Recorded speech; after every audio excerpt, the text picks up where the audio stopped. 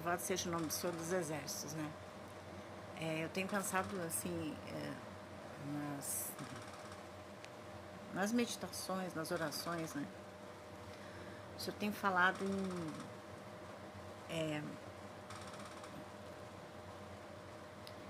em apóstolo Paulo, que é Saulo, né? Saulo, ele perseguia os cristãos e ele era judeu, né? E, e ele realmente perseguia os cristãos e ele colocava homens junto com mulheres dentro da mesma cela, ele fazia... Ele era muito perverso, né? Ele que deu a ordem lá para apedrejar Estevão. Depois olha lá na Bíblia e vê se os nomes estão certos, tá? E quando ele estava indo para Damasco, né? Ele foi paralisado por Deus. Por quê? Falou, Saulo, Saulo, por que tu me persegues, né? Então, a gente entende que Paulo antes era Saulo. E quando ele era Saulo, ele era um perseguidor. Quando ele virou Paulo, ele veio a ser perseguido, né? Então, hoje, realmente, nós temos pessoas, né, que são escolhidos de Deus, são eleitos do Senhor, mas estão no lado Saulo, ou seja, o seu lado negativo, né? E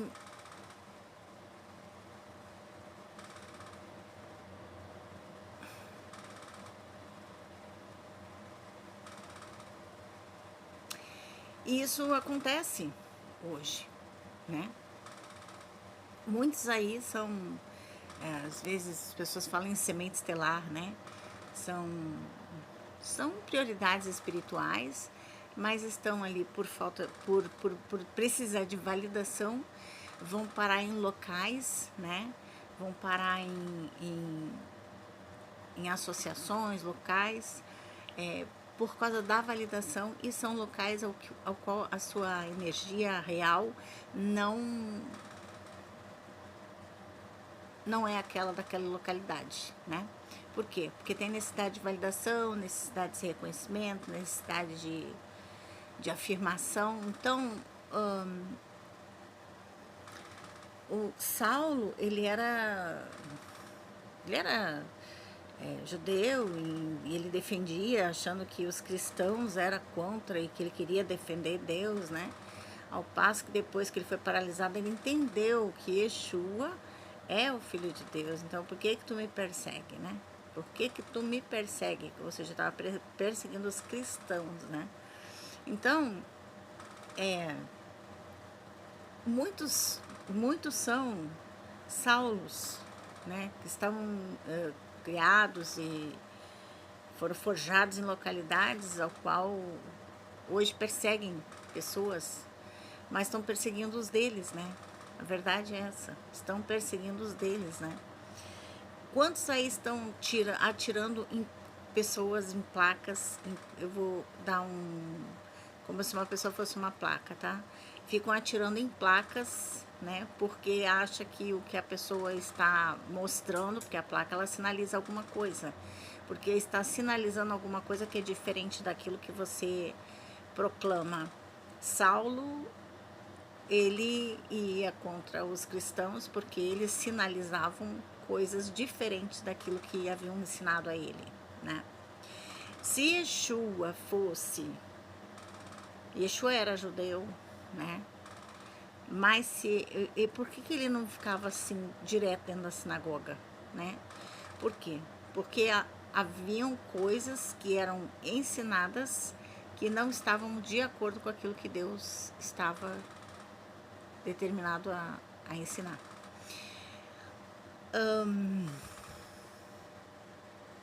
Então Yeshua, ele falava, eu sou o caminho, né? Através do Pai, através do Filho, né? Chegará ao Pai, né? No caso. Então, quando a gente percebe que Yeshua, ele fez um caminho, né? Ele não queria destruir nada, mas ele queria trazer a verdade. E às vezes as verdades elas ficam ocultas ou ficam mal interpretadas, e aí a pessoa acaba atirando nas placas, ou seja, atirando nas pessoas que estão sinalizando coisas, né? ao qual você deveria prestar atenção naquilo que está sendo sinalizado, né? Porque Yeshua lhe dizia o quê? Né? Raça de víbora, vocês não entram no céu, mas não deixam os outros entrar. Porque ele estava sinalizando que o que estavam fazendo era errado, né? Não estava de acordo com aquilo que ele... Porque nós temos que entender também que eram 12 tribos, não eram 10, eram 12 tribos. Mas teve 2 tribos, Dan e Efraim, que Deus rejeitou. Por quê? Porque ele rejeitou as tribos? Não, ele rejeitou os governantes da tribo, mas isso é uma coisa que se expande aos governados, né? A tribo toda. Por quê? Porque eles são representantes, mas o que eles fazem vai respingar nos demais. Então você começa a entender que, mas eu sou povo eleito, eu sou povo de Deus. Se não tiver de acordo, né? Se não tiver de acordo e se rasgar aquilo que já havia sido estabelecido, né, com o Eterno, você perde a proteção do Eterno, né? Porque o que garante a nossa... ele fala, sou escudo e brocal. Yeshua falou assim, nem só de pão virá o homem, mas de toda a palavra. E a palavra fala que 1000 cairão ao meu lado, aos meus direitos, eu não serei atingido. Isso é promessa, tá? Isso é uma promessa. As portas do inferno não prevalecem contra a igreja. Isso também é outra promessa de Deus. Porque ele fala e ele cumpre, tá? Ele fala que ele nos deu a terra como herança. Olha para o Oriente, para o Ocidente, para o Norte, para o Sul, para o Leste, olha para o Oriente, para o Ocidente, para o Norte, para o Sul, e assim eu te dou a terra como herança. Ele falou isso para Abraão, era uma promessa, tá? E ele cumpre a promessa. Então ele nos deu a terra como herança, né? E tudo que está sobre a terra, sobre a herança, está sobre a nossa dominação, né? Nós somos mordomos, né? A palavra fala que nós somos sacerdotes. Olha só que coisa incrível, né? Só que o Senhor, ele não dá arma para quem não tem capacidade de usar, né? Às vezes a pessoa não entende assim, porque Miriam não falava com Deus, Deus falava com Moisés, não com Miriam. E Miriam ficou com raiva disso. Por que Moisés não falava com ela? Só que o mistério de Deus era com Moisés, não era com Miriam. E Miriam ficou o quê? Leprosa, né? E hoje não é diferente. Quantos aí ficam chateados porque Deus não fala com um, não fala com o outro, mas fala com sei lá quem, né?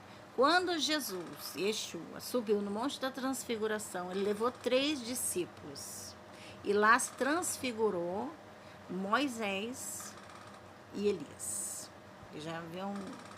Eles já estavam na glória já. E quando ele desceu, ele falou para os discípulos o que? Não contem nada para ninguém. Por que ele levou só 3? Porque há coisas que ele vai revelar para uns e não vai revelar para outros. Porque é melhor? Não, é porque tem uma vida diferente, propósitos diferentes, né? Com Deus, né? E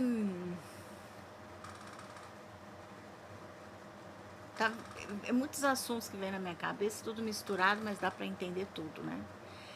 Elias entrou dentro da caverna, porque era perseguido por Jezabel e Acabe.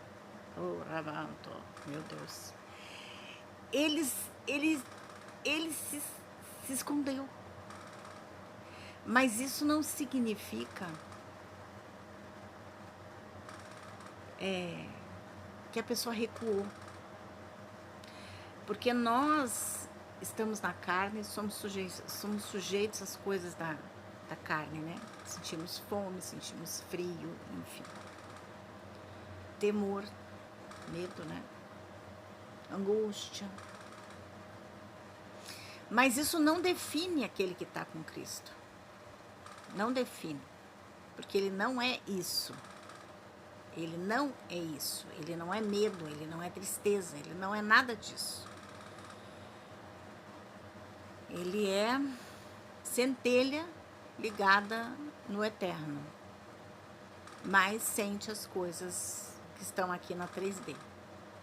Mas ele é conectado acima da quinta dimensão, da 5D. Então,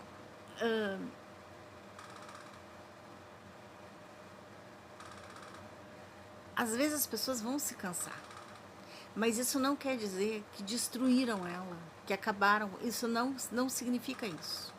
Significa que às vezes nós temos que descansar. E o silêncio é descanso. O silêncio é comunicação com a Terra. Às vezes não responder não é retroceder porque perdeu. É porque muitas vezes não vale a pena discutir. Porque há pessoas que não vai ter um entendimento de compreender aquilo que tu estás dizendo. Então, para que você vai ficar tentando ensinar alguém, esclarecer alguém que quer continuar no mesmo padrão de entendimento, né? Então, a sabedoria, ela está justamente nisso, em você ter seu equilíbrio e você descobre outras formas, outras situações e você tem um desequilíbrio para ter um equilíbrio superior, ou seja, você tem um entendimento, aí você descobre outras coisas e através de mais aquilo que tu descobriu, mais o entendimento que tu tinha, você vai ter um entendimento muito mais amplo e muito mais superior do que aquele que você tinha, né? Mas se transformar dói. Por quê? Porque você vai mudar padrões, você vai mudar de consciência, você vai mudar de atitudes, né? Então aquilo que te agradava já não vai te agradar mais. Aquilo que tu achava que era meta para você não vai mais ser meta para você, porque tem coisas que vão perder a relevância, né? As pessoas falam muito em amor. Eu amo você. Mas é um amor condicional, não incondicional, né? Uma mãe ama um filho incondicional. Porque mesmo que o filho vier com alguma dificuldade, ela vai amar o filho, né? E hoje nas relações eu vejo pessoas dizendo que ama, eu te amo, eu preciso de você. E eu sinto que é dependência emocional, né? E é um amor condicional. Por quê? Porque o amor incondicional, ele não vai te excluir, ele não vai te rejeitar, ele não vai te expulsar, porque ele entende que você está em forma física e é sujeito às coisas físicas da Terra. Então, você pode ter uma enfermidade, você pode ter uma deficiência, né? E quando a pessoa não entende isso, não é amor incondicional, é amor condicional. Por quê? Ah, porque tem que ter a curva, porque tem que ter isso, porque tem que... Então, é um amor condicional, né? Então, as pessoas não entendem verdadeiramente o que é o amor, né? Hoje, né, as pessoas, elas amam pela aparência, amam porque a energia do outro é boa, mas não amam para crescer, né? Porque o amor é crescimento, é entendimento, é renúncia. O amor, ele é cuidado, né? E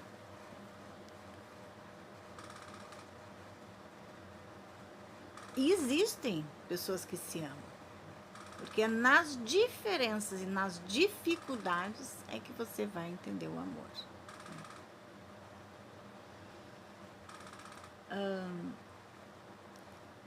Deus, eu, ele fala muito para mim no princípio. No princípio era o verbo era Deus. Deus, ele é amor. Mas as pessoas têm que compreender que os olhos do Senhor é chama de fogo a contemplar a terra. E nós temos que ter o temor do Senhor. Por quê? Porque o temor do Senhor, né, é o fogo que purifica, mas é o fogo que consome. As pessoas têm medo do diabo, né? Mas ele só é um quilinho do inferno. Ele só é um quilinho do inferno. Por quê? Porque quem manda é o Eterno, o Shaddai, o Adonai, o Hashem, Todo-Poderoso. O Senhor, ele está no topo. Ele manda em absolutamente tudo. E por isso que fala, né? Até o inimigo tem que obedecer quando Deus manda, né? Deus, ele coloca nós em lugares para nos guardar. Ele colocou Moisés dentro da casa do faraó. Olha só. Herodes queria matar todo mundo. As crianças... Não, estou falando de Herodes. Eu falando de Moisés, faraó. O faraó queria matar as crianças todas. E aí, o que aconteceu? A mãe de Moisés colocou ele no rio, no cestinho. Quem pegou ele para criar foi a filha do faraó. Então, foi criado como príncipe dentro do castelo, nas barbas do faraó. Então, é assim, Deus, ele te cuida. Deus, ele vai colocar pessoas para nos cuidar em lugares onde querem nos matar, sabe? Deus vai levantar pessoas em lugares que estão falando mal de nós.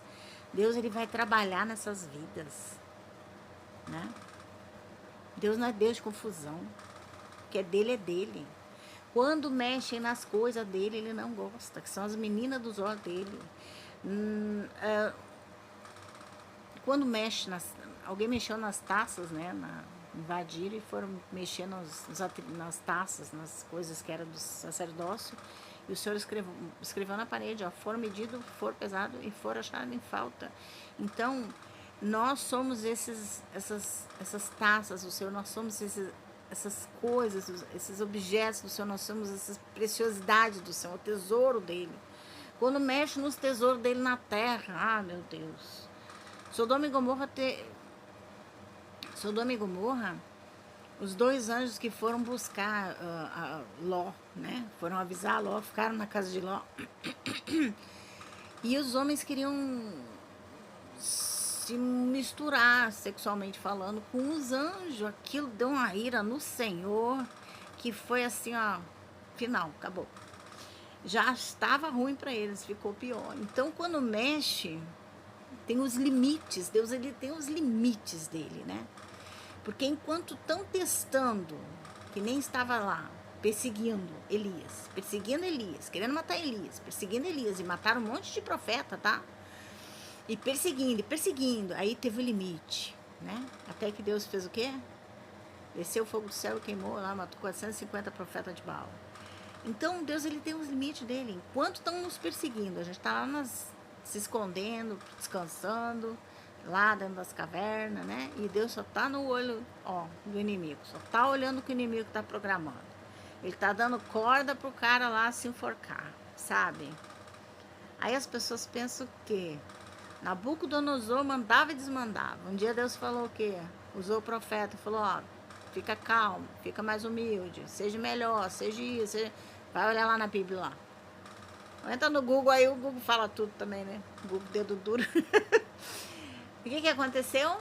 Simplesmente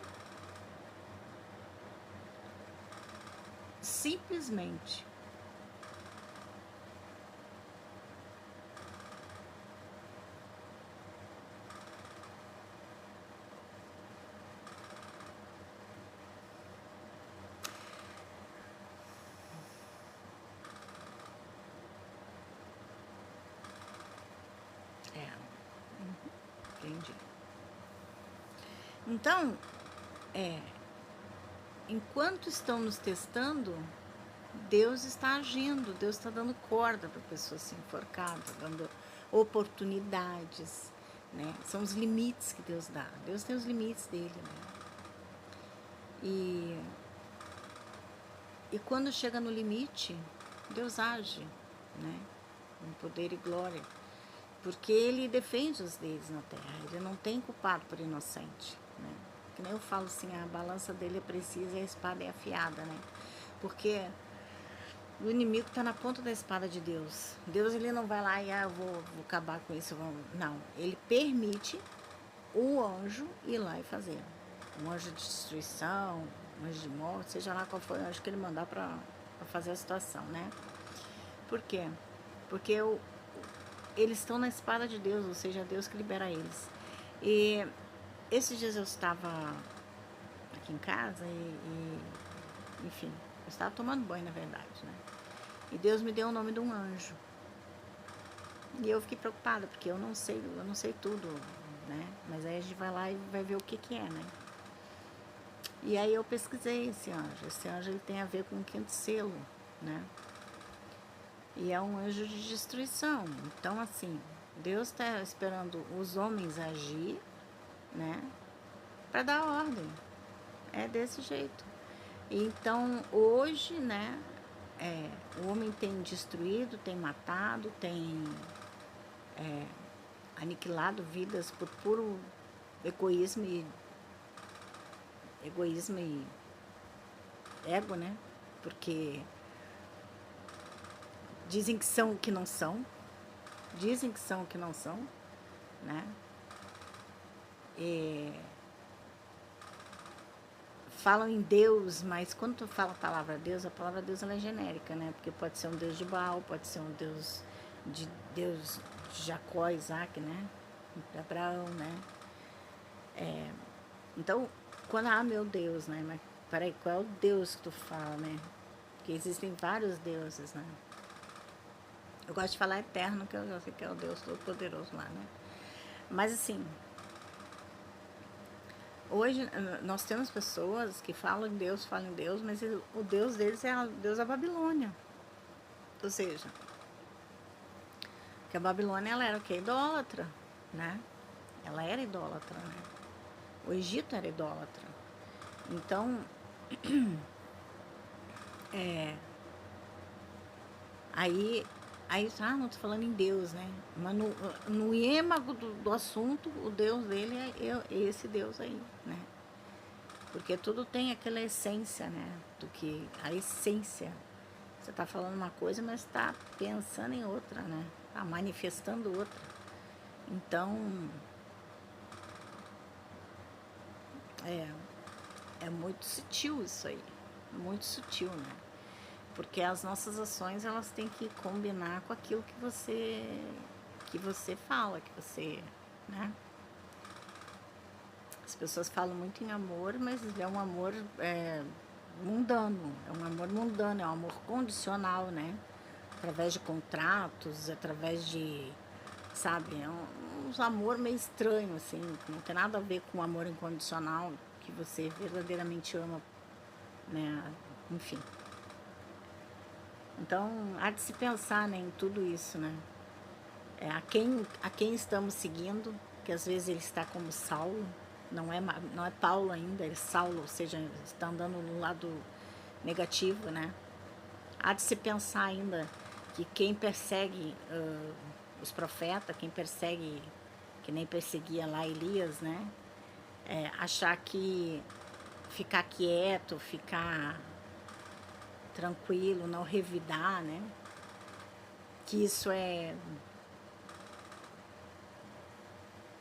fracasso. Isso não é fracasso, porque com quem os profetas andam não é fracassado, não. Ele é poderoso, né?